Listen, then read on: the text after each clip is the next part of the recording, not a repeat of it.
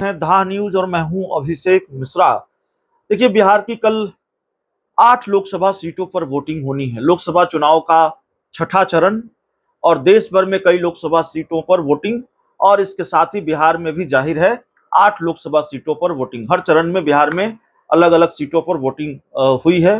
5 चरणों में बिहार की 24 लोकसभा सीटों पर वोटिंग हो चुकी है और छठे चरण में 8 लोकसभा सीटों पर वोटिंग होनी है और 7वें चरण में बाकी बची 8 लोकसभा सीटों पर वोटिंग होगी 1 जून को।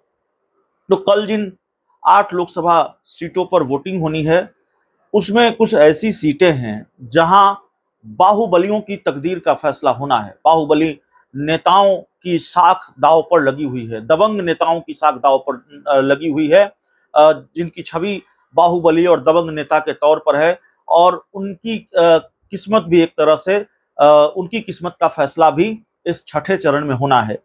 हम बात करेंगे वैशाली लोकसभा सीट की और हम बात करेंगे शिवहर लोकसभा सीट की। ये दोनों लोकसभा की सीटें ऐसी हैं जहां बाहुबलियों की साख दांव पर है, बाहुबली नेताओं की साख दांव पर है। आनंद मोहन, आप बाहुबली नेता भी कह सकते हैं और बिहार की राजनीति के एक दिग्गज नेता भी उनको कह सकते हैं। बड़ी शख्सियत है बिहार की राजनीति के, और सीधे तौर पर तो वो चुनाव नहीं लड़ रहे हैं। शिवहर से वो उम्मीदवार नहीं है, उनकी पत्नी लवली आनंद उम्मीदवार हैं और लवली आनंद खुद भी सांसद रह चुकी हैं पहले भी। और लवली आनंद के बेटे, आनंद मोहन के बेटे चेतन आनंद आरजेडी के विधायक हैं। हालांकि बाद में उन्होंने पाला बदल लिया, सत्ता पक्ष के साथ वो चले आए, जेडीयू के साथ चले आए। तो आनंद मोहन का क्या होगा, शिवहर में क्या होगा? शिवहर से जो खबर सामने आती है वो खबर ये सामने आती है कि यहाँ लड़ाई बहुत कांटे की है, बिल्कुल आमने सामने की लड़ाई है।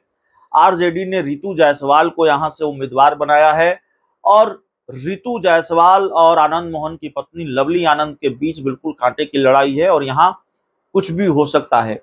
एक जो बात निकलकर सामने आती है इस लोकसभा सीट को लेकर, वो यह भी है कि वैश्य वोटर बहुत कुछ तय करते हैं। वैश्य जाति के जो वोटर हैं वो बहुत कुछ तय करते हैं और उनकी बहुलता है। रमा देवी का टिकट काटा बीजेपी ने और जेडीयू के लिए ये सीट छोड़ी। कहा यह जाता है कि वैश्य मतदाताओं में नाराजगी है। अगल बगल के जो इलाके हैं वहां भी वैश्य वोटरों में नाराजगी है। शिवहर लोकसभा क्षेत्र में भी जो वैश्य मतदाता हैं वो नाराज हैं। और अगर वैश्य वोटरों ने दगा दिया भारतीय जनता पार्टी को, हालांकि ये बीजेपी के वोटर माने जाते हैं, जितनी मेरी जानकारी है, जितनी मेरी राजनीतिक समझ है, तो ये बीजेपी के वोटर माने जाते हैं। लेकिन अगर इन्होंने दगा दिया और इनकी नाराजगी को, वैश्य वोटरों की नाराजगी को अगर आरजेडी भुनाने में कामयाब रही तो शिवहर लोकसभा सीट जेडीयू के हाथ से फिसल सकती है। ये एक जो बात है वो निकलकर सामने आ रही है। भारतीय जनता पार्टी की ये सीट थी और भारतीय जनता पार्टी कितना फायदा या कितनी मदद जेडीयू की कर पा रही है यह भी देखना पड़ेगा। और भारतीय जनता पार्टी का जो कोर वोट बैंक है वो कितना इंटैक्ट है इस बार 2019 के मुकाबले, यह भी देखना पड़ेगा। क्योंकि अगर मोदी मैजिक की बात करेंगे तो न नीतीश मैजिक उस तरह से है, न मोदी मैजिक उस तरह से है। तो एक दिक्कत यह है एनडीए उम्मीदवारों के साथ। दूसरी जो सीट है वैशाली की लोकसभा सीट है और वैशाली लोकसभा सीट पर मुन्ना शुक्ला आरजेडी के उम्मीदवार हैं। उनकी भी छवि एक बाहुबली नेता के तौर पर, एक दबंग नेता के तौर पर हैं और उसी मजबूती से, जिस तरह की उनकी छवि है उसी मजबूती से वो वैशाली में लोकसभा का चुनाव लड़ते भी दिख रहे हैं। बिल्कुल आक्रामक तरीके से चुनाव प्रचार किया है और आरजेडी ने उन पर भरोसा जताया है, लालू यादव ने उन पर भरोसा जताया है। हालांकि दावेदार कई थे वैशाली से, रामा सिंह भी कोशिश कर रहे थे कि उनको आरजेडी अपना उम्मीदवार बनाए।